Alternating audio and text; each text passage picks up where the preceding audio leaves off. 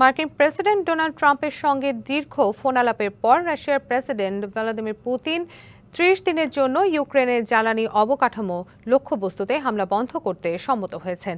স্থানীয় সময় মঙ্গলবার প্রায় ১.৫ ঘণ্টার ফোন আলাপে রাশিয়া ইউক্রেন যুদ্ধ বন্ধ বিষয়ে আলোচনা হয়। তবে ট্রাম্পের পূর্ণ যুদ্ধবিরতির প্রস্তাবকে সরাসরি প্রত্যাখ্যান করেছেন রুশ প্রেসিডেন্ট। রাশিয়া এবং ইউক্রেন যুদ্ধের বয়স প্রায় ৩ বছরে। যুদ্ধ বন্ধে প্রতিদিন চলছে নানা নাটকীয়তা। মার্কিন প্রেসিডেন্ট ডোনাল্ড ট্রাম্প দ্বিতীয় দফায় দায়িত্ব নিয়েই মাঠে নেমেছেন এই যুদ্ধ থামাতে।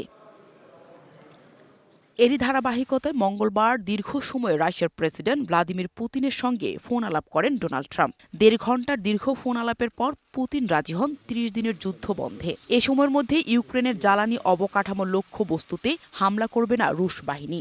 এ সময় তারা দ্বিপাক্ষিক সম্পর্ক উন্নয়নের প্রয়োজনীয়তার ওপরও জোর দেন দুই নেতা। প্রেসিডেন্ট পুতিন এবং আমি বিভিন্ন বিষয়ে আলোচনা করেছি। মনে করি এটি খুব ভালোর দিকেই যাচ্ছে। আশা করছি স্পষ্টতই যুদ্ধবিরতি অব্যাহত থাকবে। স্থায়ী সমাধানে যুক্তরাষ্ট্র, রাশিয়া সহ সবাই গুরুত্বের সঙ্গে কাজ করছি। জীবনের সব আয়োজন এখানে একসাথে।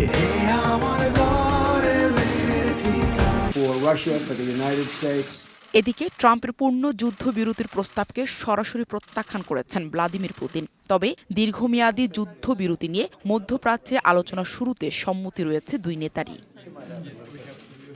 ৩০ দিনের জন্য জ্বালানি সুবিধা এবং অবকাঠামোতে হামলা বন্ধ করার প্রস্তাবকে সমর্থন করেছে ইউক্রেন। ক্রেমলিন জানিয়েছে এরই মধ্যে পুতিন রাশিয়ান সামরিক বাহিনীকে জ্বালানি স্থাপনার বিরুদ্ধে হামলা বন্ধ করার নির্দেশ দিয়েছেন।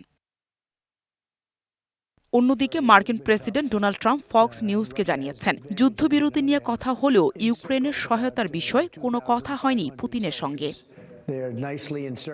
Nahida Rinthi, DBC news desk.